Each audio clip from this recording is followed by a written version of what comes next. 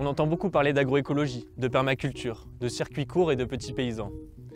Les consciences s'éveillent et le monde de demain se dessine. Mais qu'en est-il de l'agriculture céréalière industrielle? Cette agriculture, critiquée pour ses dérives, est souvent mise en opposition avec la transition agroécologique. Pourtant, elle couvre la majorité des surfaces agricoles. Dès lors, est-il possible de construire l'avenir si on laisse de côté cette agriculture-là? Et d'ailleurs, cette agriculture céréalière industrielle, la comprenons-nous vraiment? Connaissons-nous le point de vue de ces céréaliers? Savons-nous pourquoi elle existe et comment elle est apparue dans l'histoire? Avant de se positionner sur les débats actuels pour l'avenir de notre agriculture, nous pensons qu'il est essentiel de répondre à ces questions. C'est l'objet de notre film « Tu nourriras le monde » pour lequel nous lançons aujourd'hui une campagne de financement participatif. Jeunes ingénieurs agronomes, nous nous sommes donné 1 an pour réaliser ce film où nous nous penchons sur une région céréalière emblématique, la Champagne-Crayeuse. Cette région, située à l'est du bassin parisien, entre les coteaux de Champagne, a connu un développement fulgurant de son agriculture depuis les années 50.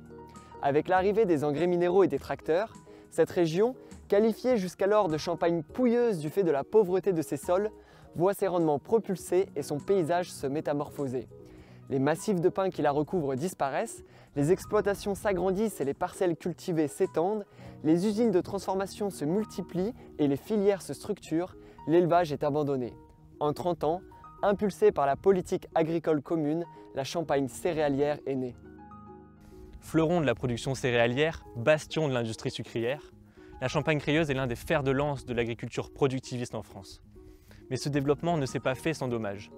Diminution radicale du nombre d'agriculteurs, course à l'agrandissement, désertification des campagnes, chute de la biodiversité et récemment, diminution des rendements et des revenus qui s'accompagnent d'une souffrance morale croissante chez les agriculteurs.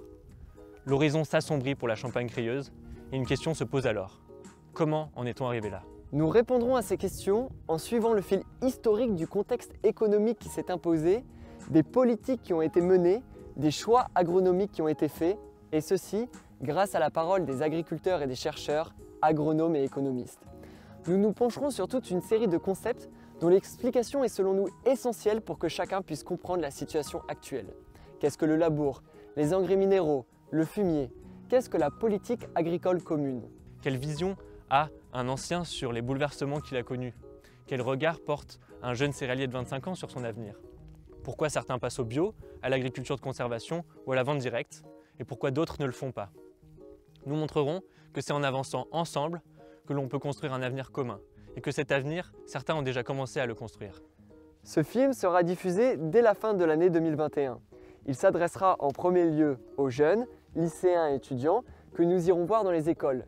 Il sera également diffusé auprès des agriculteurs via les organisations professionnelles afin de permettre la tenue de débats. Enfin et bien sûr, il sera diffusé auprès du grand public lors d'événements, de projections en salle et sur Internet. Nous avons aujourd'hui besoin de votre aide. Nous avons d'ores et déjà récolté des fonds pour nous documenter, enquêter et débuter le tournage. Mais il nous manque de quoi aujourd'hui aller jusqu'au bout de notre projet. Alors si comme nous vous pensez que l'on doit aussi donner la parole aux céréaliers, que la transition écologique est impossible si l'on ne comprend pas cette agriculture et ses origines, nous vous invitons à nous soutenir.